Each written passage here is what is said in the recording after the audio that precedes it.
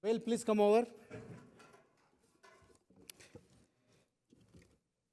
While we are setting up the stage for you, but in the interest of time, I'm just, So Will is the executive director of Overture Foundation.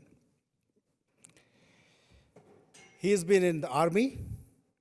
He's been to NGA for several years in the geographic office of NGA.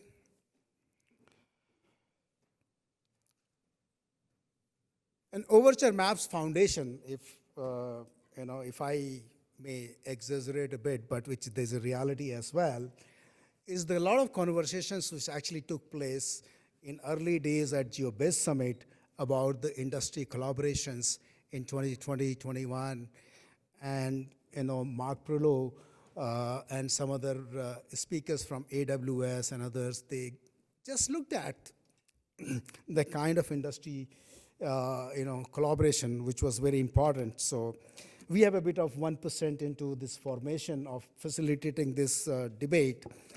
And then Geospatial World actually worked with Overture Maps Foundation very closely for last 3 years to facilitate a kind of dialogue and engagement of A, with the industry, B, with the government. So next 20 minutes, we're going to talk about, what we are heading forward with new leadership at Overture Maps Foundation. But what's interesting is that education of Will is about leadership development and change management. So he is at he comes into the Overture Maps Foundation at a kind of interface where there's a need or there is a natural evolution of actually going to the phase 2 of Overture Maps Foundation.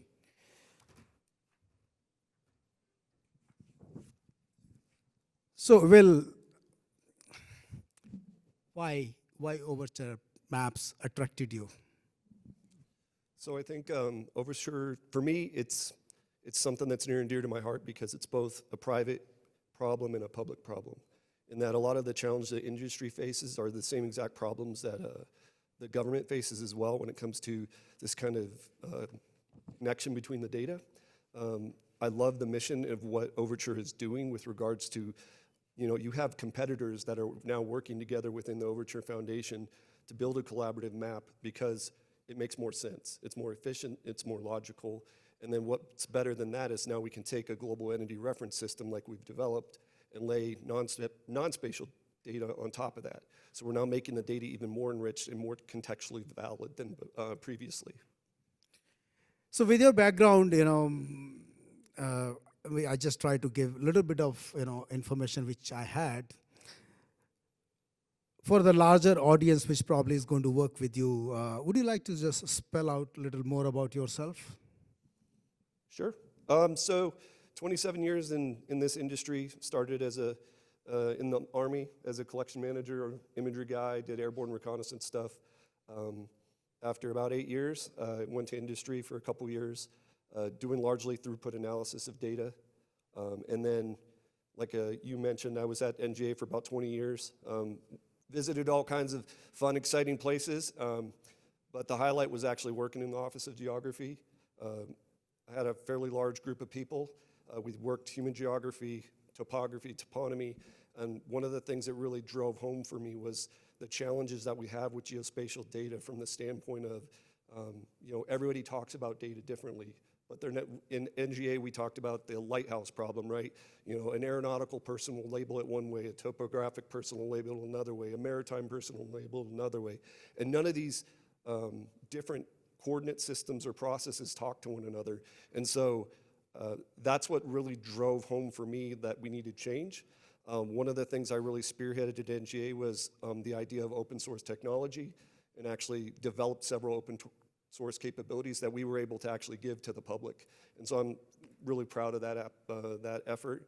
And I've continued to kind of advocate that for along the way, both here and then at the Overture Foundation now. So I've been on the job for like 72 days, so I still haven't even gotten my 90-day threshold in to fully establish where we're going, but it's been exciting.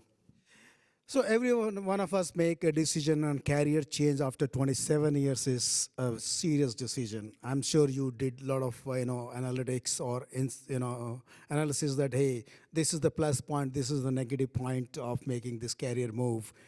But what is that one unique thing which actually motivated you to make that decision? It's a good question. I think for me, it's just what we're doing. Like I am fully committed to the process that Overture has implemented with regards to standardizing data.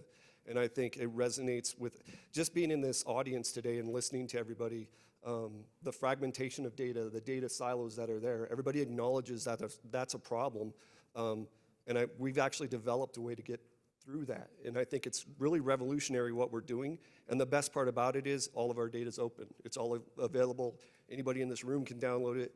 And it really provides a value proposition for organizations. Instead of trying to go out this separately, we can come together as one. So that sets up very clear direction that open source is something which probably motivated you the most to continue in this like pursuit as well as look at this organization.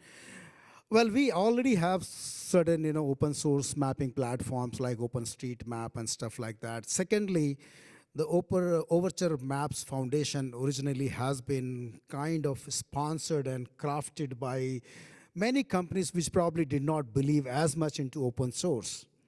So how do you see your mission and this, how does it actually work that companies which are actually competitors, hardcore competitors in the business, and somewhere they are not as aligned with open source as well, but they came together to make it happen.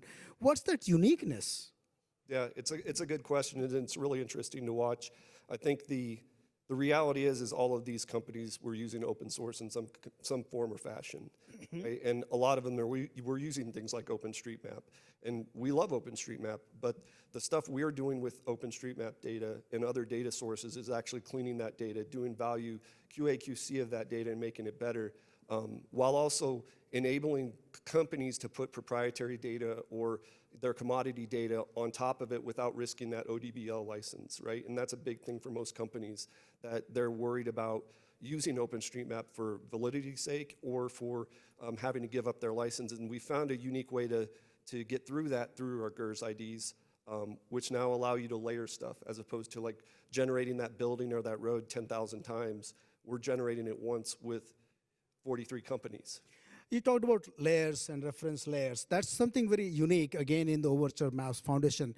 Many of us in the audience probably may not know much about it. So would you like to explain a little more about layers, framework, or reference systems of Overture Maps Foundation? Sure. So the Global Entity Reference System is a unique ID we give to every feature within our Overture construct. And so we have about 7 different layers, roads, buildings, places, names. And so each one of those gets a unique reference ID, and that unique reference ID crosses the paths from any organization. So you might be in the hospitality industry. So for example, TripAdvisor is one of our members. They are able to attach a GeoBiz ID to their rating system for a hotel, for example, and now that information is assigned on top of that geospatial feature. So it gives us this unique construct to where we can take data that's not necessarily something that you would visualize in the past and actually give it a geospatial component. So. Yeah, so just to validate your point on the lot of companies have been using open source data, and there was a study by USGS about 5 years back, and this NGP program downloads, of course, by default, the Google was the biggest download, the Google was the company which was downloading the most data of NGP, but you'll be very surprised. Any guess which was the second largest company in 2020 downloading that information? Amazon. Meta. So they were actually downloading so much of data from NGP that they were actually the first, second, third largest. None of the geospatial companies were actually downloading as much of data sets as these 3 top companies were downloading from NGP. So moving on to this debate. So now we have a group of government people here, industry people. So what is unique offering for you with the government especially, what do you offer to them and what do you expect from them? So I'd say a unique offering is that we have a global data set of base map that they could utilize at no cost, quite frankly. And that's open as well. And it's open. It's available on our website. It's freely open. It's updated monthly with the latest and greatest. We're actually expecting a huge influx of places data over the next 4 to 6 weeks in the hundreds of millions potentially of places of interest. And then we're also doing things like integrating signal information in from organizations like Uber and others that allow us to kind of validate points on the ground are actually still open and operating. And so there's that construct. From the government, I would just say be open, open to the idea of actually working with industry and non-government entities, because a lot of the, I know from my own personal experience, having been in the government, that we use a lot of open source data, a lot of industry data. So it's not this big scary monster that it might seem to be. And I think there's opportunities there where we can all come together and collaborate and do this just more efficiently and save resources in the process. And have you made any progress with any of the organization in so far in the government sector? Sure. So we have members from, I think one of our members is from Fresno. It's the city of Fresno. Their government provides data. We've also got members from, I think NGA is a member. We're talking to the Department of Transportation, talking to USGS. They're all great conversations. We're also talking to international government organizations that have expressed an interest as well. And so I think it's just really a matter of communicating effectively to folks that are out there that are doing this mission, because we are relatively new in the scheme of things, and kind of allowing them a peek inside of how things work. And I think that'll drive a lot of the success that we're hoping for in the near future. So in the morning we heard from, I think, Dean Angelides about mapping Africa for Africa, some of the initiatives. And some of those parts of the world are very less mapped. So do you also have some kind of opportunities for those continents to be part of your initiatives in future? I know that probably initially it may not, but in future?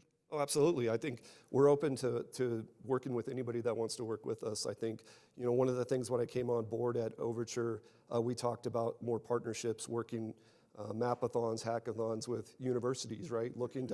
When I worked for the government, we used to fund an effort at state called the Secondary Cities effort, which actually went into some of these lower income countries and actually taught them how to map, right? And so I think there's huge opportunities there for us to support those activities. Again, it's a matter of we need to cater our message to each specific audience that we're talking to, and I think it'll speak for itself. Do you find any kind of, have you, I know that you've just been 72 days in this role, but have you experienced any kind of, apprehension or kind of challenging question from the government sector so far? I wouldn't say from the government sector. The government sector's been pretty responsive. I'd say from some industry partners have been a little questionable, and industry's here to make money for their companies, and I understand that. I think the question that I would have for everybody in this audience and anywhere is, as AI and ML continue to advance, things like that building or that road are not going to be really a value stream anymore. It's more about the context of that building or road. So in my humble view, and I think a lot of people share it, is let's use that one building or road and let's build on top of that. And now we can take individuals' resources, their R&D money, and start investing in new ways to look at data that maybe we didn't have the opportunity to do before because we were busy making a building or a road. So, but I think it's just, change is difficult. It's scary for everyone. But I think that, we're going to continue to message and drive it home. So good that you talked about industry. I was anyway about to come to that.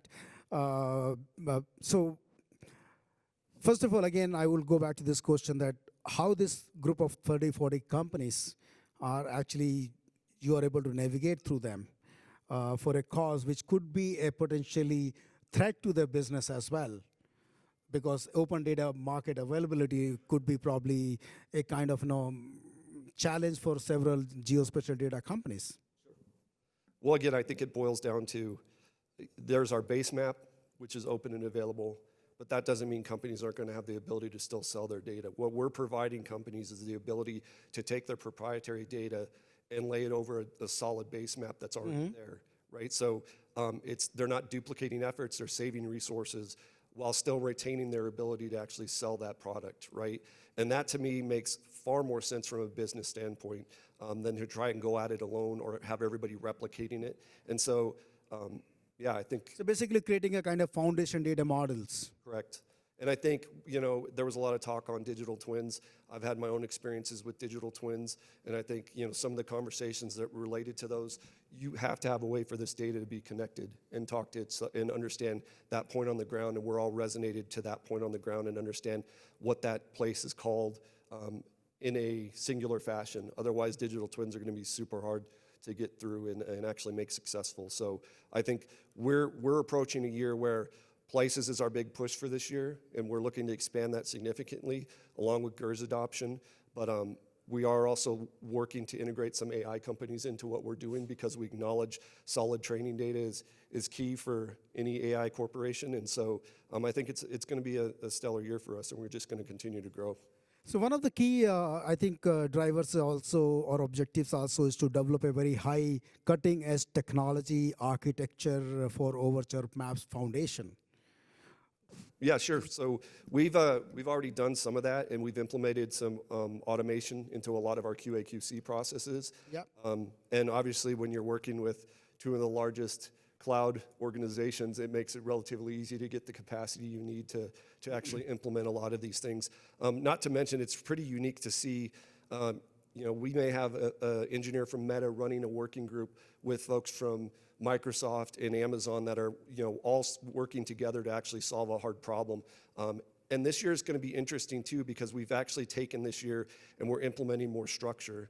This is the first year we've really been structured to have the personnel to actually implement processes a little more effectively. Where in the past it was like engineers were on a free-for-all, like doing really great things, but engineers get bored really easy if you give them a boring task.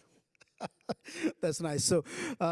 So do you also see in future, like, especially with the government, when you're looking at collaborating with them or sharing your data with the government systems, to also share some of the technology or provide some kind of help on the technology to the government platforms? No, absolutely. So as I said before, all of our data, everything we develop is open source. It's available to include like training guides to show people how to, we call it GERSification of your data, right? So you're adding GERS IDs to all your data. But we've also talked about building some applications that would make it easier for some of these companies to do that. Plus, there's also companies out there that are already doing this type of thing for other companies. They do it as a service. But yeah, the intention here is whatever we're building to keep it open as much as possible so everybody can benefit from it. So one of the, since morning you have been attending this conference and very silently observing a lot of stuff. You saw the potential directions, but in your opinion, what's actually holding back the industry to harness its true potential? That's a difficult one. I think it's multiple factors. I think there's from what I've seen, there's some organizations that are really dug in their heels in and believe their way is the only way. I think there's just a natural skepticism to change, and change is very difficult for any organization, especially for the government. But I also think that, it's just the things that they're hard and they force us to do something new, right? And that isn't, it's much easier to sit on the side and go, yeah, this is great, especially if maybe you're close to retirement, right? Like, hey, I'm 2 years out, we're not gonna go crazy and redo the entire infrastructure. But I think, it's just a matter of, we have to take some risk and understand that this risk is needed because the world is moving on around us. And if we're not willing to take that risk, or your organization isn't willing to take at least some risk, they're going to get left behind. That point proves that you have been into the leadership development organization, because leaders have to actually think of not just 2 years of theirs, but it has to think of the institutions of the tomorrow. So lastly, I want to know that, in 72 days in your job, and you have built a great understanding of this, what's your goal post in next couple of years? I would say the number one goal is to be a recognized leader on the places front with regards to being a data layer that's adopted by everyone and anyone, right? We want to expand that as much as possible.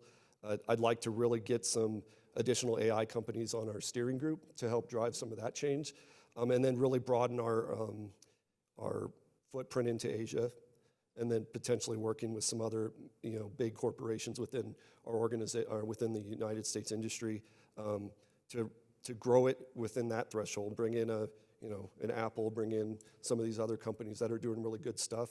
I think they all see the value of what we're doing because it saves them resources and allows them to grow as well. So that's where I'm really looking: Asian expansion, GERS adoption, and really becoming a layer that's recognized as a solid foundation for everyone. So why is Asia so important for you? Because it's big. No, I mean, I think because we do have a fairly significant partnership with some Asian corporations, and they're continuing to grow. But I mean, Asia is big, right? It's got a lot of information that's out there, and I think most folks I've talked to in this short period of time recognize that there's a lot of work to do, especially in Southeast Asia, where there's most of the organizations that I've talked to said we need some work. So we're looking to partner with those groups out there and really grow this. And we've had some success thus far in India, and we're working on Southeast Asia too. So my last question to you is, this room is full of industry and the government. So how do you think that they can reach out to you? Well, I'm here. No. Well, naturally you can reach out that way, but they can reach out us at our website, overturemaps.org. There they'll find the data. They can ask questions. If they're interested in becoming members, we have ways they can inquire about that as well. And so, yeah, I mean, that's pretty much the easiest way to go about it. Or you can look for me on LinkedIn, and I'm usually posting something wild on there about Overture. So, thank you very much. Thanks.